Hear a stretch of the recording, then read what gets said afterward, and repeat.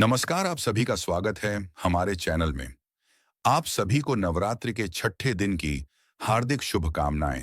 आइए नवरात्रि के छठे दिन सुनते हैं मां दुर्गा के छठवें स्वरूप की कहानी।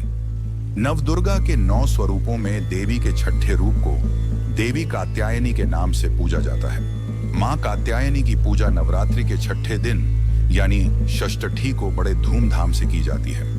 देवी की महिमा को लेकर 2 कथाएं हिंदू धर्म में बहुत प्रचलित हैं। देवी के स्वरूप की महत्तम कथा आर्षि कात्यायन से जुड़ी होने के कारण उनका नाम कात्यायनी पड़ा। वहीं देवी की महिमा कथा दुराचारी महिषासुर के वध से भी जुड़ी हुई है। आइए सुनते हैं देवी कात्यायनी की कथा। देवी कात्यायनी का स्वरूप बहुत ही उज्जवल और ज्योतिर्मय है। इस स्वरूप में देवी की 4 भुजाएं हैं। इनमें से दाईं तरफ वाली ऊपर की भुजा अभय मुद्रा में है और नीचे वाली भुजा वर मुद्रा में। वहीं बाईं तरफ वाली नीचे की भुजा में तलवार और ऊपर वाली भुजा में कमल का पुष्प सुसज्जित है। देवी कात्यायनी का वाहन सिंह है। देवी कात्यायनी की कथा हमें देवी भागवत महात्म्य और मार्कंडेय पुराण में मिलती है। पुराणों के अनुसार कत नाम के एक बहुत ही प्रसिद्ध महर्षि हुए थे।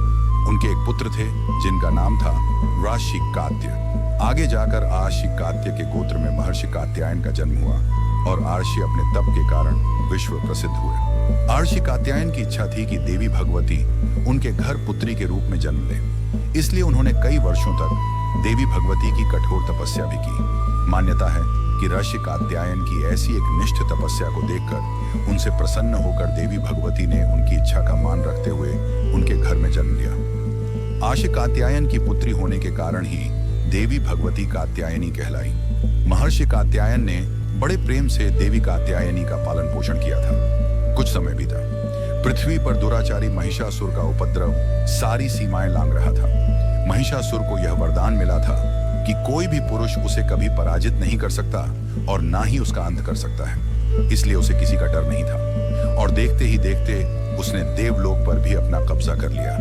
तभी भगवान विष्णु, प्रजापति ब्रह्मा जी और देवाधिदेव महादेव ने उसका विनाश करने के लिए अपने अपने तेज से मिले उत्पन्न किया। मान्यता है कि महर्षि कात्यायन ने इन देवी की सर्वप्रथम विधिवत पूजा की थी, इसलिए देवी को कात्यायनी नाम से जाना गया। वहीं देवी कात्यायनी से जुड़ी एक और पौराणिक कथा के अनुसार देवी की उत्पत्ति महर्षि कात्यायन के यहाँ अश्विन महीने में कृष्ण चतुर्दशी को हुई थी। इसके बाद महर्षि ने शुक्ल, सप्तमी, अष्टमी और नवमी तक देवी की अपने आश्रम में विधिवत पूजा अर्चना की और दशमी को देवी के इस स्वरूप ने महिषासुर का वध किया था।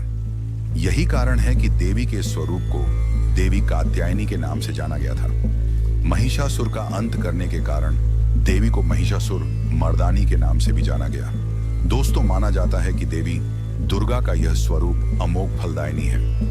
ब्रज की गोपियों ने करुणा अवतार श्री कृष्ण को अपने पति के रूप में पाने के लिए कालिंदी यमुना के किनारे देवी कात्यायनी की ही आराधना की थी। इसी कारण वर्तमान में भी देवी कात्यायनी समस्त ब्रज मंडल की अधिशास्त्री देवी हैं। स्कंद पुराण में देवी कात्यायनी के बारे में उल्लेख मिलता है कि उनकी उत्पत्ति परमेश्वर के सांसारिक क्रोध से हुई थी।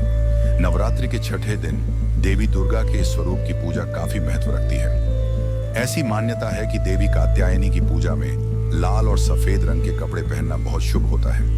मान्यता यह भी है कि मां कात्यायनी के चरणों में अपना सब कुछ समर्पित करने से उनकी आराधना करने वाले भक्तों को उनके दर्शन प्राप्त होते हैं। देवी के स्वरूप के पूजन से भक्तों में एक अद्भुत शक्ति का संचार होता है। देवी कात्यायनी का ध्यान गोधली बेला में किया जाना चाहिए। देवी कात्यायनी का आराधना मंत्र है ओम देवी कात्यायनी नमः, अर्थात ओमकार के जैसे निर्विकार स्वरूप वाली देवी कात्यायनी की कृपा और शुभ दृष्टि हम पर बनी रहे। हम उन्हें बारंबार नमस्कार करते हैं। दोस्तों, मान्यता है कि देवी कात्यायनी को शहद बहुत प्रिय है। इसलिए नवरात्रि के छठे दिन देवी कात्यायनी की पूजा में शहद या शहद से बनी चीजों का भोग लगाना चाहिए। अब मैं आपको बताती हूँ देवी कात्यायनी की पूजा विधि। सबसे पहले सुबह जल्दी उठकर स्नान करें और साफ वस्त्र धारण करें। हाथ में फूल लेकर माता कात्यायनी का स्मरण करें और पूजा करने का संकल्प लें। पूजा के स्थान को गंगा जल से शुद्ध कर लें। अब पूजा स्थल पर मां कात्यायनी की मूर्ति या चित्र को स्थापित करें। मां कात्यायनी को रोली, कुमकुम, हल्दी, अक्षत और चंदन का तिलक लगाएं। पीले फूल, शहद, फल और मिष्ठान का भोग लगाएं। उसके बाद घी का दीपक जलाएं। देवी के मंत्रों का जाप करें। दुर्गा सप्तशती के 6ठे अध्याय का पाठ करना इस दिन शुभ माना गया है। अंत में मां कात्यायनी की कथा पढ़कर उनकी आरती करें और अपने परिवार की सुख समृद्धि की प्रार्थना करें। पूजा में हुई कोई भी भूल के लिए क्षमा याचना करें। फिर मां को लगाए गए भोग या प्रसाद को सबके साथ बांटकर खाएं।